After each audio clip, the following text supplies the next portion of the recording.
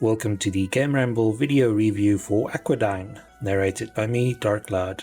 As always, the text version of this review can be found on the GameRamble website, linked below. The TLDR of Aquadine is that it's a kinetic visual novel set in a picturesque town where gondolas are a common sight. It's a magical place that is rife with myths and legends. However, the protagonist has more pressing matters on his mind as he struggles to make ends meet as a gondolier to support his sick mother. As he grows closer to the people in his circle of friends, he also discovers that he's not the only one leading a double life. Gameplay receives a 9 out of 10. It features an interesting and unique story with different routes to explore. Graphics receives a 9 out of 10. The game features beautiful backgrounds and detailed character sprites. Sound receives a 9 out of 10. The game only features partial voice acting, but the music and sound effects are very good. The overall score for Aquadine is 9 out of 10. And now for the full review. Visual novels featuring high school teens struggling with life and love are so common that it's easy to become jaded after playing many of them. Thankfully, now and then something like Aquadine shows up that takes this common theme and does something unexpected with it. Aquadine is about a famous young gondolier named Seal. The story is set in the picturesque town of Aquadine, which is like a fantasy version of Venice.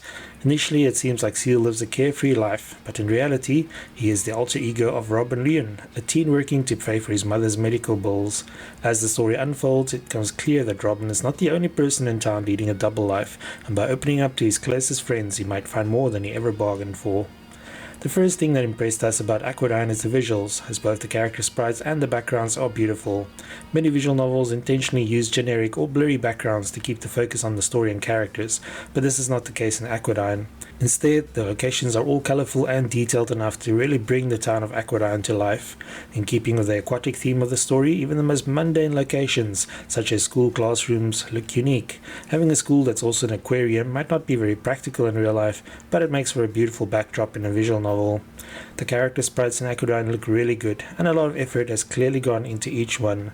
Most of the main characters have different outfits, but soft colors did not skimp on sprites for relatively minor characters either. As expected from a visual novel that looks this good, the CGs are beautiful too, and every one of them is good enough to double as a desktop wallpaper. The audio in Aquadine also impressed us, thanks to a well-rounded soundtrack and plenty of sound effects. From the haunting melody of A World Forgotten to the soothing sounds of Home Sweet Home, the soundtrack has plenty of pleasant tunes.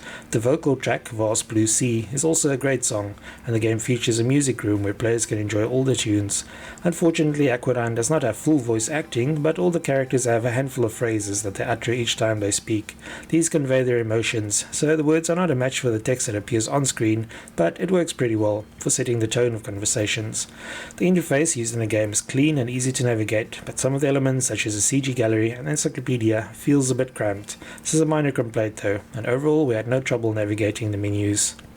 Aquadine is a kinetic visual novel, so there are no real choices to make, but players are presented with a character select screen after completing the common route.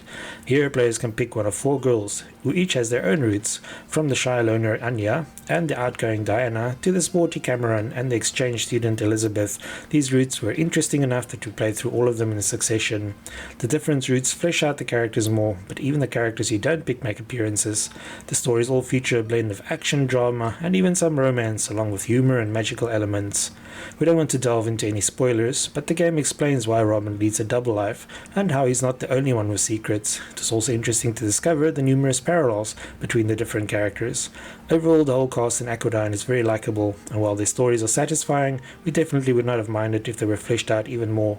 Completing a character route returns players to the character select screen, so there's no need to play through the common route again. Upon completing all the routes, a final route called Aquadine Memories is unlocked, which then wraps everything up. We have to say that this route surprised us a few times and should not be missed. In total, it took us about 12 hours to complete the entire game, but the stories were interesting enough that it felt a lot shorter. All things considered, we enjoyed our time with Aquadine and were pleasantly surprised by how much thought went into the setting for the game. Despite adhering to specific tropes, the characters in the game are also very memorable and stand out in the crowded genre. Due to its unique setting and likable characters, this is a visual novel that both newcomers and jaded fans of the genre will enjoy. The game does have a free demo available, so anyone unsure about grabbing this title should definitely check it out. Thanks for joining me for this Aquadine PC review. As always, remember to like, subscribe, and share. Until next time.